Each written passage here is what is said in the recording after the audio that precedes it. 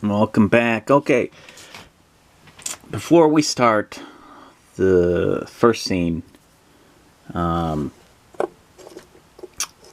need to create the character and create the stats for Blake in this world. Now, I printed out a one-sheet wonder. Now, before you start yawning, this saves me from flipping through the book a whole bunch of times. And most of the rules are on one page here, which is a great cheat sheet when they don't supply one in the book. Print out. I get a little extra reference, save test, sneaking, hiding, sleeping, all that kind of stuff. So, cowpoke creation. Create background from object, from environment, etc. I don't need to do that. I already have his backstory for Blake already. One sentence I can put in there. All characters get 6 hit points. Alright, select traits. Alright, so page 19 to 24. So here I'm going to put HP. I'll put 6 squares. Nice and big, so they're easy to kind of erase.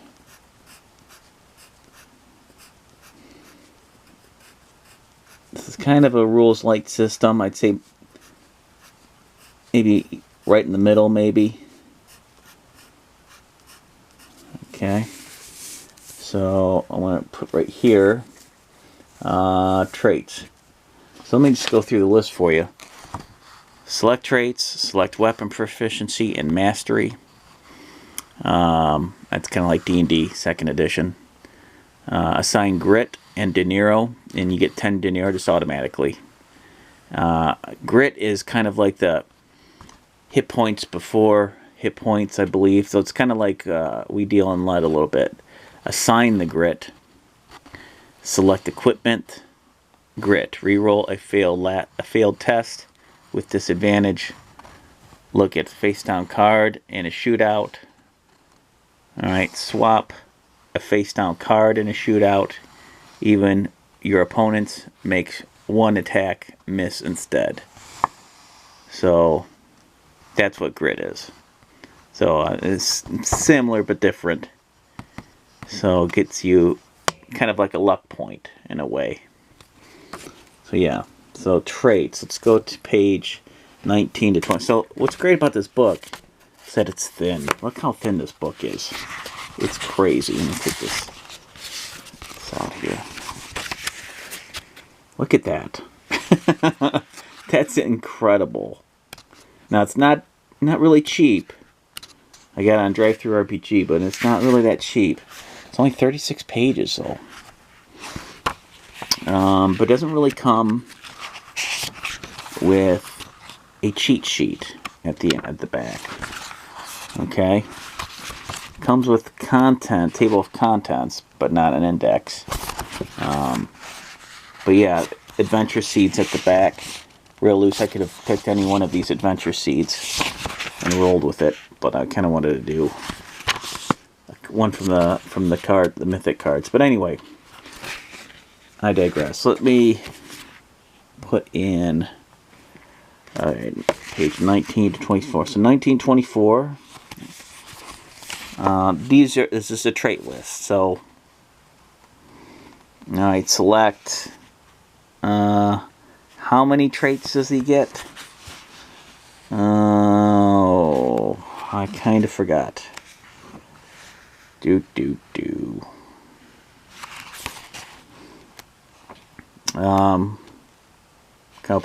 Select weapon for 3 traits. I should have put that in the one sheet. 3 traits. Okay, so let's pick ones that are going to make sense to Blake based on how he's been so far. So one of the things is that he has a souvenir knife from his Indian friend, his American Indian friend. Let's see here. Anything to do with knives. Let's see.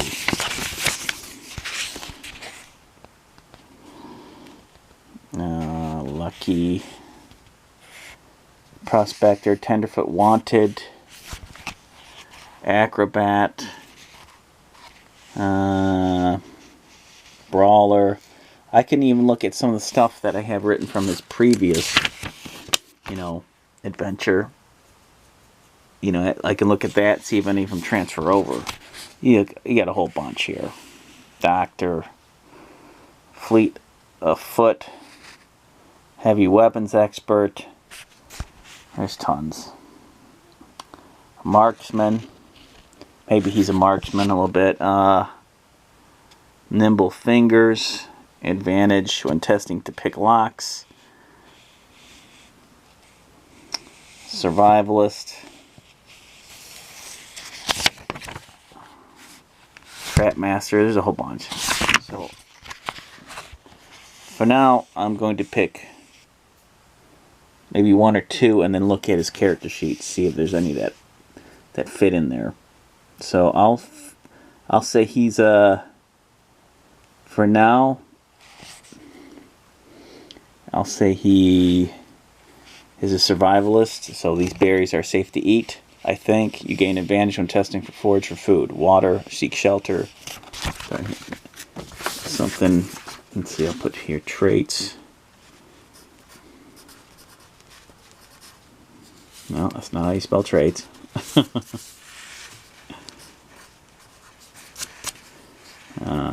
Survivalist.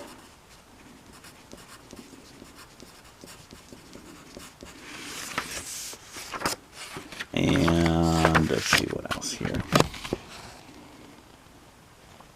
Now, for the sake of kind of keeping things moving, let's see. I'll pick Marksman. And then I'll leave the next one for the knives. I could even write that in there and make up my own, I guess, if I wanted to. And I'll leave one blank to keep things moving along. Alright, now I'll pick select weapon proficiency and mastery. Alright.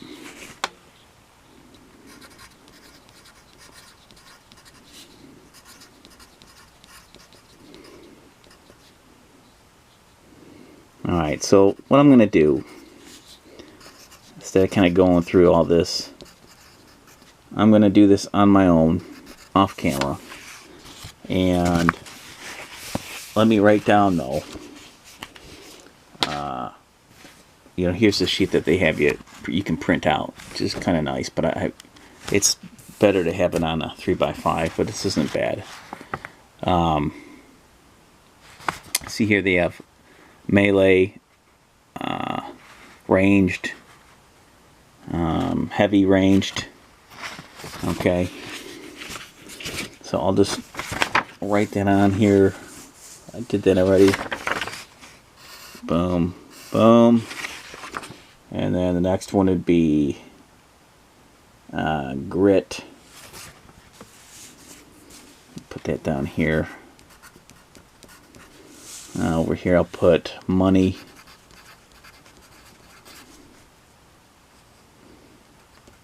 $10. Dinero. Okay, and then what else? Equipment. And I'll put that like right here.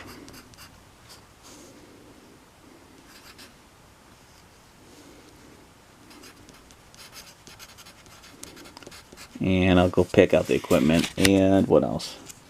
Experience. You get experience.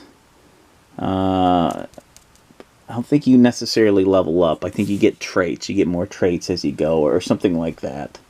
But yeah, so I'll fill this out. So you can see there's not that much to it, which is great. It can all fit on one card. I'll go get Blake's character sheet from the other games, and I'll see what transfers over, and I'll see you back here.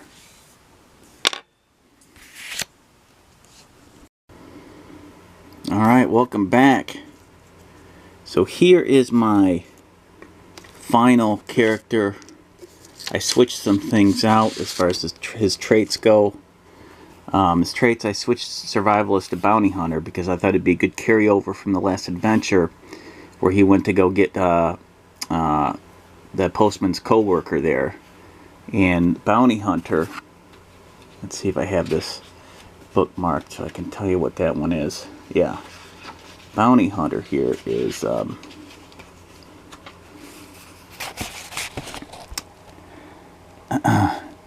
you're coming with me, dead or alive. When collecting bounty, you collect one extra grit. So you remember, grit is like a reroll or a luck point kind of a thing in this book, as opposed to extra hit points. Just making that clear. Also, I picked Marksman because I consider he's still probably good at throwing a knife. So that's good. You're good with, let's see, you get with ranged weapons. I think I get advantage. This game uses advantage, disadvantage, kind of like 5th edition D&D. And then it's a D6 system. I should have said that a while ago. D6 system. So the success depends if you roll a 5 or 6. It's that simple. Drifter. A drifter's a good one. If you it said like if you haven't been someplace in a long time, you get an extra grit. So that's kind of neat, because since he's from the world of Drifter and he's been drifting Toadash between worlds, so that's a good one. Weapon proficiency and mastery. He's proficient in light weapons, which are like revolvers, ranged kind of weapons, light pistol kind of weapons. I figured since he got his new gun with the sandalwood grip, he could use that, and so I stuck with that instead of melee weapons like short range, just for this world. Rations, there's 7. Grit, he gets 3, and these 3 I'm going to use. It recommends that you use tokens like what do you call those? Like gambling coins for those, and that fits in with the theme really well. I know there's another name for that. What's the name for those? Chips. Equipment, I gave him the standard stuff. He's got a knife and gun already. Sleeping bag, holster belt, lantern, water. Some of the stuff I'm going to X out because he just came from the other world where he barely had anything. So he had a poncho, so I'll keep that. I'll start Xing some stuff out that he doesn't have yet until he gets to town. Money, converted it to 10 dinero. And hit point 6. So everything I can fit on one 3x5 card. That's amazing. Fantastic. You just got to make sure you don't lose it. What I do, I take a, not a safety pin, but a paper clip, and I clip it to the adventure log paper, adventure sheet, and so it's all together. Pretty awesome. Again, it's a D6 system, so the most you ever roll, I think, is 3d6. And again, your success depends on whether you roll a 5 or 6. Everything else is failure. And that goes with your saves, too. One more thing before I let you go, and we move on to the adventure. I came up with these things. Well, I didn't come up with it. I got it from the Mythic magazine. They're game triggers. So, and they work by scene. So, if I want a certain kind of adventure. So, by the second scene, I want combat. All right, it's just for something to get me into it, get me into. There's a term for it. In media res or something like that, where you just starts in the middle of action, and then by the third scene, I want a clue about the man in black, or the mysterious stranger from the last one. Okay, so those are 2 triggers I want by each scene to happen. And so I'll have to finagle it with the words I get to work it into those things. So this is optional. This is if you want your adventure to go a certain way. Is it cheating? Yeah, but it's cheating in a way where it's like, it just makes the game more like you want it to be, as opposed to being totally nuts, which with Mythic, it can kind of go totally nuts. So you have to rein it in and keep it back on course by adding these little things that trigger by certain scenes. Or they don't even have to be scenes. It could be like, I don't know, if I run into an NPC, it's going to be this person. Just so it kind of follows something that you had in your head. You'll still be surprised by the scenes that you come up with. So there's still surprise in there. It's just, it's kind of going somewhat like you like it, but you still get some neat surprises. So there you go. I'll see you in the next video, and we'll start the adventure of the Drifter Blake going into the world of Tiny Gunslingers. Keep on solo questing.